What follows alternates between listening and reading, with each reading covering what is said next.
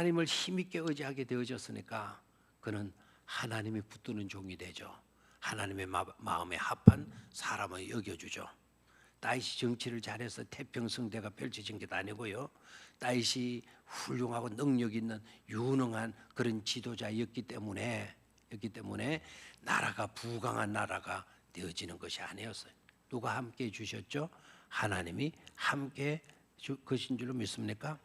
그래서 한나, 이 한나는 참 제가 풀이를 좀 잘하는 것 같아요. 이 한나는 처음에 한나는 한마는 나예요.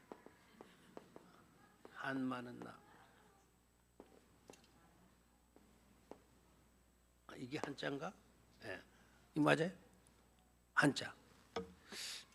이 한자 이거 맞나? 예. 모를 때는 빨리 지어버려야지. 사실은 이거 옛날에 잘 썼는데 잊어먹었네. 생각이 안 나네. 한마는 대동강아, 한마는 나, 한나예요. 그런데 나중에 하나님께 간절히 기도하고 눈물과를 기도하고 우리 연숙집 권사님이 그 한나의 기도에 대해서 내가 새롭게 보게 되었다. 참 감동이네요. 그 좋은 일에 그 눈물로 얼마나 열정적으로 기도하길래 얼굴이 막 열정적으로 뜨겁게 기도하는 얼굴이 막 부끄럽군다는 거예요. 눈먼 엘리 제사장이 술 취한 걸로 보였죠. 얼굴이 붉으니까 술 먹고 대낮부터 술 먹고 하나님 앞에서 하소연하는 걸로 여자야 대낮부터 술 취하는 합당치 않느니라. 그런 한나가 한마는 소리를 하죠. 제사장님, 나 술을 취해서 하는 소리가 아니에요. 내 마음에 한이 들어있다. 한이 들어있다.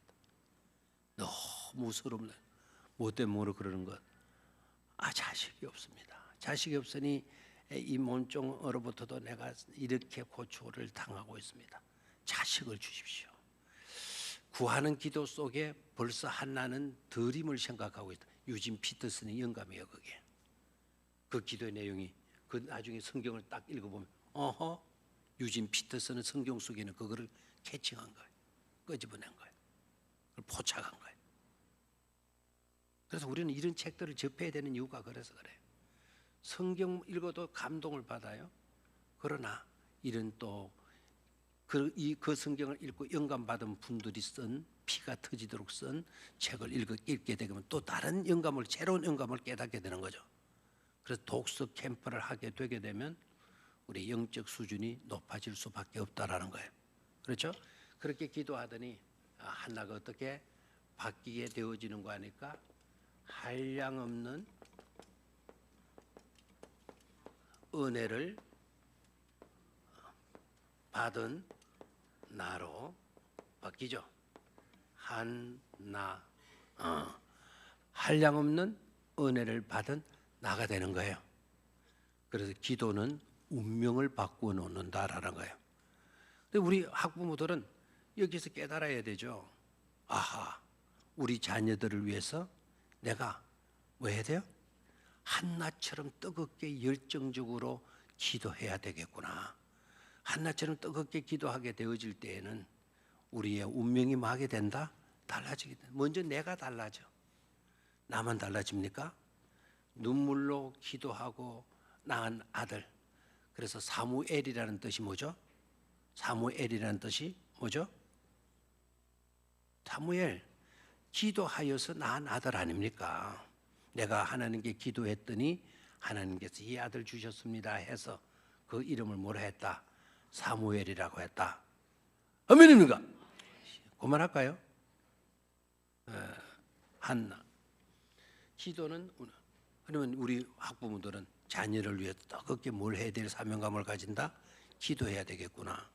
기도하게 되면 운명이 바뀌어지게 되죠. 자, 사무엘로 갑시다. 이 사무엘 정말 사무치도록 애가 탄 사람이 사무엘. 백성을 향한 사무침을 갖고 있어요. 그가 제사장이 되고 난 뒤에 전국을 두루 다녔어요. 부엘셰바에서 단까지. 우리나라 하면 한라산에서 백두산까지.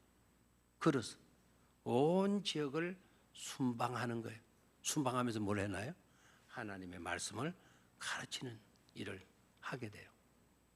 그래서 사무엘은 딸이 되기 전에 왕정 시대로 가기 이전에 가장 영향력을 끼친 지도자가 누가 되는가 하니까 사무엘이가 되게 돼요. 그래서 사사 시대에서 왕정 시대로 넘어갈 때 교량 역할, 다리 역할을 한 사람이 누구죠? 바로 사무엘입니다. 기름 부어서 기도에서 낳은 아들 사무엘이잖아요. 이 사무엘이 하나님께로부터 또 기쓰임을 받게 된 두 번째 이유, 첫 번째 이유는 기도로 태어난 아들이라는 것. 두 번째는요, 이 아들이 성전의 등불을 지켜요. 성전에서 뭐를 하는 일을 하는 거 하니까 그때는 기름을 줬거든. 감람유 오일, 올리브 오일로 감람유로 기름을 묻히는데, 그럼 그 기름은 타면 없어지잖아요. 그럼 등잔불이 꺼지죠. 그래서 성전의 등불이 꺼지지 않는 일을 사무엘이 하게 돼요. 그때 사무엘 나이가 얼마인 거 아니까 젖되고 난 뒤에 갖다 바쳤어요. 한나와 엘가나가 갖다 바치죠. 그러면 유대 나라에서 젖되는 나이가 언제냐? 우리나라는 젖을 먹이다가 안 먹이는 요 사이는 6개월, 3개월 이렇게 젖 먹이다가 떼버리잖아요. 또 모유를 끝까지 먹이는 부모들도 있지만 유대 나라에서 젖되는 나이는 약 5세로 봐요. 5세. 몇 살? 5살까지 엄마가 젖을 먹이는 거예요. 그리고 젖될 때가 되어져서 성전에 갖다 맡겼을 때에 그 사무엘의 나이는 5살. 성경을 잘 읽어보세요. 제사장은 성전 법궤가 있는 그 뒤편에 방에 사택에서 주무시고, 어린 사무엘은 부모를 떠나서 그 5살 된 어린 아이가 어디에서 잠을 자는 줄 아세요? 성전에서 잠을 자요. 이게 정말 아이러니입니다. 우리는 차라리 아이를 방에 주고 어른이 성전에 나와서 있어야 될 것 같죠? 이게 아이러네요. 민족의 대지도자가요, 아무렇게 나오지 않는다는 겁니다. 어린 사무엘을 성소에다가 갖다 맡겨. 그리고 5살짜리가 불 꺼지면 요거 갖다 기름 부어서 꺼지지로 않도록 해. 정신 똑바로 차려. 너 그 일 해?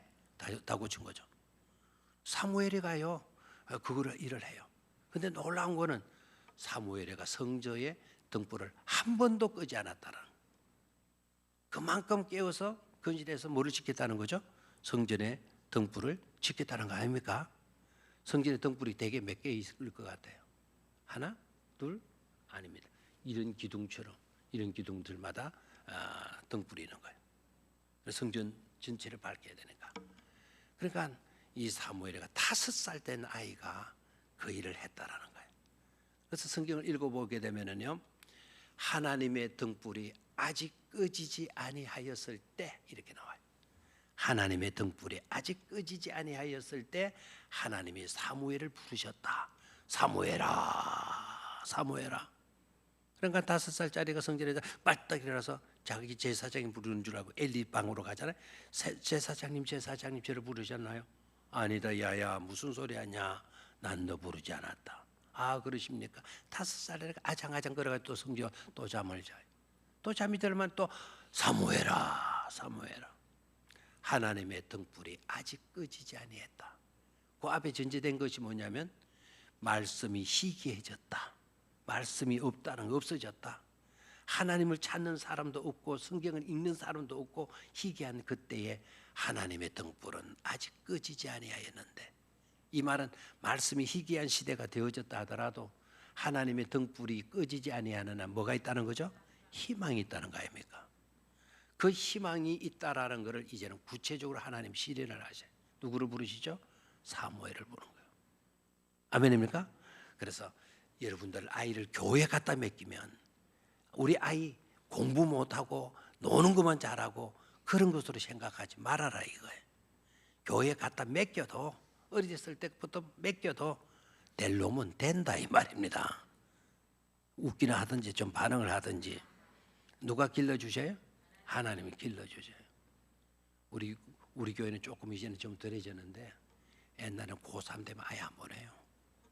중3만 돼도 안 보냈어. 제가 저 은광교회에 좀 있었는데, 은광교회 있을 때 거기에 금호 그룹에 다니던 그분 아버지가 연세대학 경영과를 나온 아버지 아이를 우리 학생이 데리고 나왔는데, 현동인데 아직 이름도 안 잊어먹어요. 그 현동이가 교회 열심히 이제 다니기 시작했어. 너무 좋았어. 근데 이제 교회를 좋아했던 늘 교회 와서 노는 거예요. 그의 어머니가 곽재수 권사인데 지금은 장로가 돼. 그 교회 장로가 돼. 알아요? 네, 그분들은 은광교회는 이제 잘 나갔을 때예요. 그 곽재수 권사가 그한테 전도사님, 우리 현동이 책임질 겁니까? 무슨 책임이래요? 우리 현동이 항상 교회 불러가지고 뭐라고 세미나하고 수련을 보내고 우리 아들 책임질 겁니까? 그랬어요. 제가 뭐라 그랬어요? 내가 딱 부르짖으면서 눈을 쳐다보면서 현동이는 하나님이 책임져 주셔요. 권사님 돼가지고 그렇게 생각하지 마세요. 딱 그랬어요.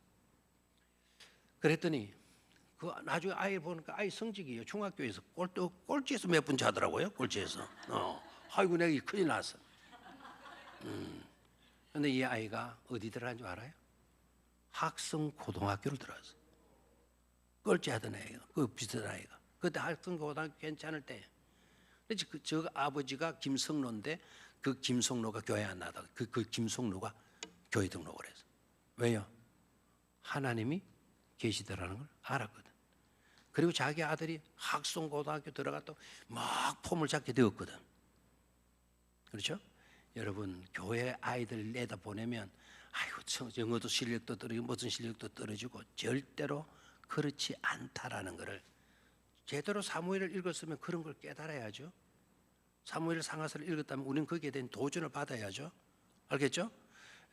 콩을 들판에 심었더니 콩나무가 됐고 우리 집에 있는 장독 안에 심었더니 뭐가 되었다? 콩나물이 되었어. 콩나물로 키울 거예요? 콩나무로 키울 거예요? 여러분들은 저 들판보다도 더 좋은 성전에다가 여러분 자녀들을 내어 맡겨야 된다 이 말입니다. 아이들을 독서 캠프 한다는데 왜 안 보내고 있어요? 지도 안 나왔어요? 그 아들 안 보니까 부모도 안 나오죠. 아이는 학교에서 키워지는 걸로 인제는 학교에서 나오는 것처럼 생각하기 때문 아니겠습니까? 하나님 성전 안에서 인제는 나오게 된다라는 거예요. 아멘입니까? 자, 사무엘, 한나 했고 이제 사울로 가볼까요? 사울에 대해서 여러분이 많은 도전을 받았을 거예요. 사울, 아까도 말씀을 드렸다시피 이 사람은 어느 날 갑자기 타작하다가 와가지고 기름 부음을 받았어. 너 이스라엘 뭐 지도자가 돼야 되는가? 이 사울이 부끄러워가지고 숨었어. 부끄러움이 있는 사람이에요. 순수했다라는 거죠. 순수했다. 그리고 그의 외모는 아주 특출했어. 키도 컸고 남들보다 어깨 위가 더 있었다 그러고 미남형이었어. 두루두루 갖춘 현대판 인물이다 이렇게 보면 되겠죠. 모든 걸 갖추었어. 하나님이 사무엘로 하여금 기름을 붓게 했어요. 그래서 기름 부음 받은 사울이 돼요. 처음에 잘 나갔죠. 성승 장구합니다. 전투하면 다 이겨나가요. 나라도 평온해지고 엄청나게 나라가 좋아지기 시작합니다. 그토록 원했던 백성들의 소원이 이루어지게 된 거예요. 맞아떨어지게 된 거예요. 왕을 세워달라. 우리도 왕을 세워달라. 왕을 세워줘야 돼. 왕을 세워달라고 막 전부 다 백성들이 빨간 띠 두르고 나와서 협동 단결 왕을 세워달라 하고 막 이렇게 나왔죠. 왕을 세웠잖아요. 세워줬잖아요. 그 사울 왕이 잘했어요. 역시 왕이 되니까 왕정 시대가 너무너무 좋다. 행복에 빠질 쯤 되었을 때 서서히 교만심이 들어가게 되죠. 그리고 질투심이 자리 잡게 되게 되죠. 알겠습니까? 아무리 우리가 큰 은혜를 받았다 하더라도요, 자기 관리를 제대로 하지 못하게 되게 되면 그건 바로 패망으로 끝난다라는 거예요. 패망으로 끝난다. 아까 노 집사님이 이 책을 구조적으로 봤더라고요. 구조적으로. 이거 책을 받을 때 막 첫 페이지부터 뒤를 한 번도 안 보고 첫 페이지부터 막 읽는데 뭐 하는 전념하는 거 그런 독서 방법도 있지만 추천할 만한 독서 방법은 아니에요. 책을 먼저 딱 할 때는 먼저 표지도 안 보고 뒤에도 한번 보고 앞에 또 추천한 사람들 얘기 들고 이런 이거 아니가? 이건 아니네. 이건 아예 붙여놨네. 어떤 데 보면 이 책갈피 뭐라고 붙여놓은 거 있죠. 그 더럽게 귀찮게 만들어요, 그죠? 빠지고 막 그것도 이러면 애사롭게 보지만 그 들어있는 그 페이퍼 그 종이도 한번 주심히 들여다보고, 그다음에 서문으로 가서 서문 목차를 한번 쭉 보는 거예요. 구조를 보는 거예요. 아까 노 집사님 100페이지까지 갔다가 성질이 급해가지고 뒤에 갔더니 사울로 끝맺었다. 구조적으로 잘 관찰한 거예요. 그럼 거기서 생각해봐야 돼. 유진 피터슨이가 왜 사울의 끝 이야기로 마무리를 지느냐? 그 길랏 야베스 사람들이 사울의 시신을 장례지내 주잖아요. 그렇죠? 그럼 길랏 야베스 사람들은 왜 사울을 그 저주받은 죽음을 죽었는데 어떻게 보면 그런 사울을 장례지내 주게 되었을까? 이 책의 마지막 포인트가 뭔 줄 아세요? 길랏 야베스 사람들이 의립하거든요. 어떤 의립하냐? 사울이 왕으로 지낼 때 길랏 야베스 사람들에게 많은 혜택을 주었어. 그래서 길랏 야베스 족속들이요 은혜를 많이 받았어. 은혜를 많이 받은 그들이 은혜 갚을 길이 없는 데다가 없는 자제에 있다가 사울이 비참한 죽음을 죽고 저렇게 되어져 있다라는 소식을 듣고 이때야말로 우리가 받은 은혜를 보답할 수 있는 길이 열렸다 생각을 하고 자기 마을 들어가서 전쟁할 수 있는 남자들 불러내 가지고 나가서 그거를 시신을 끌고 와서 장례를 지내주게 되죠. 무슨 말인지 알겠죠? 안 좋은 패망의 죽음으로 끝났지만 그래도 그가 살아있을 때 남에게 잘해준 것이 있었기 때문에 저주스러운 죽음을 받았어도 이렇게 그의 죽음이 정리될 수가 있었다. 아름답게 장례되어질 수가 있었다라는 거예요. 그러면 우리는 어떻게 살아야 되죠? 살아있을 때 한 가지라도 더 은혜 베푸는 삶을 살 수 있어야 된다는 것 아닙니까? 우선은 그 사람이 나에게 보답하지 않아요. 은혜를 모르고 지나요.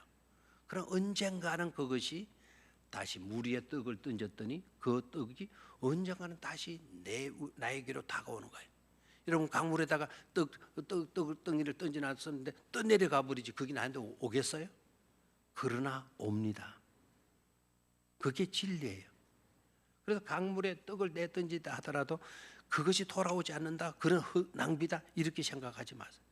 여러분들 아이들을 위해서 수고하죠, 고생해죠. 이렇게 고생해도 이 아이 새끼들이 하나도 은혜도 몰라. 우리 성신님도 고맙다 말도 안 하면 실망하지 마. 그렇게 떡을 던지는 것처럼 낭비같이 보이지만 언젠가는 그 떡이 나에게 뭐하게 된다? 돌아오게 되는 날이 온다 이 말입니다. 오늘 감사치 못한 그 아이가 어느 날 잘 되어서 자기가 곰곰이 생각해보니 내가 어떻게 이렇게 됐지? 주일학교도 우리 성신님 이렇게 해주셨지. 그 아이가 우리 성신님 어디 계세요? KBS 방송에 성신님을 찾습니다.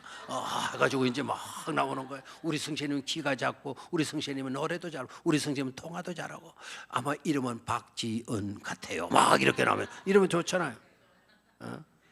절대로 우리의 수고가 결코 뭐하지 않는다? 헛되지 않고 다시 우리에게 뭐하게 된다? 돌아오게 된다는 거예요. 예, 사울은 아까도 이야기했죠. 뭐 받지 못했다? 준비되지 못했다. 광야의 체험이 없어. 광야의 체험이 없어. 그러니까 이것이 주어졌을 때 이것이 은혜로 주어지는 것을 알아야 되는데 내가 밑바닥 생활을 못해서 있다 보니까 그것이 얼마나 소중한 것을 이걸 깨닫지를 못해. 그래서 은혜 관리를 제대로 못하게 된 거죠. 전쟁에서 이기고 난 뒤에 누구의 비를 세웠다? 자기 비.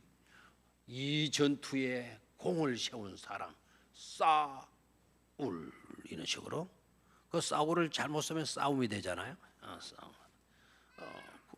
그리고 제사장만이 할 수 있는 일이 뭐죠?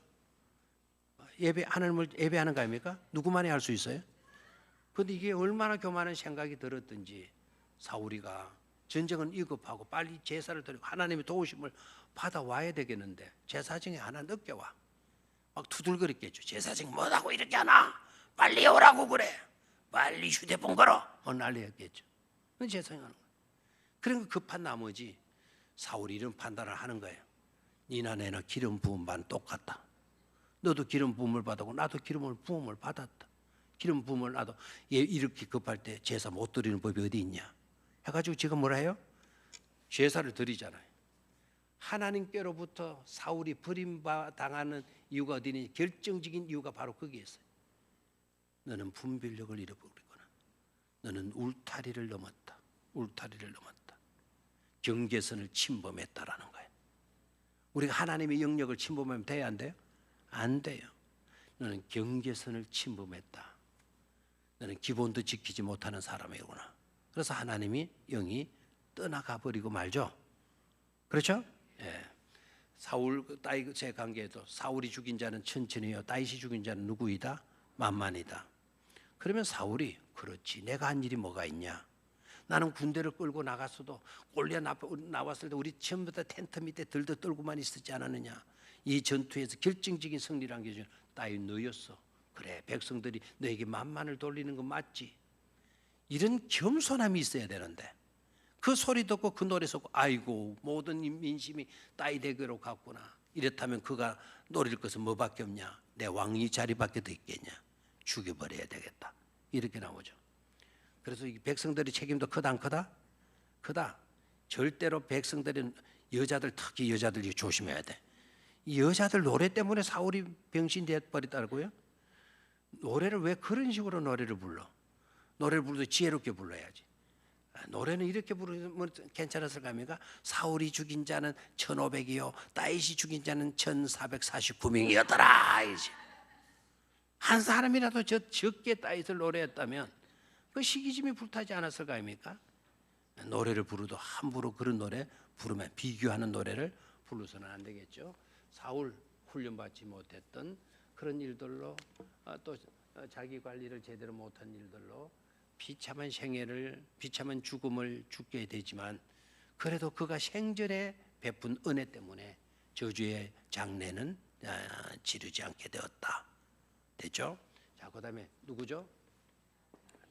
다윗은 뭐 제가 설명을 안 해도 되겠죠? 다윗은 어떻게 성공적인 왕이 되어질 수가 있었나? 첫 번째 동기가요.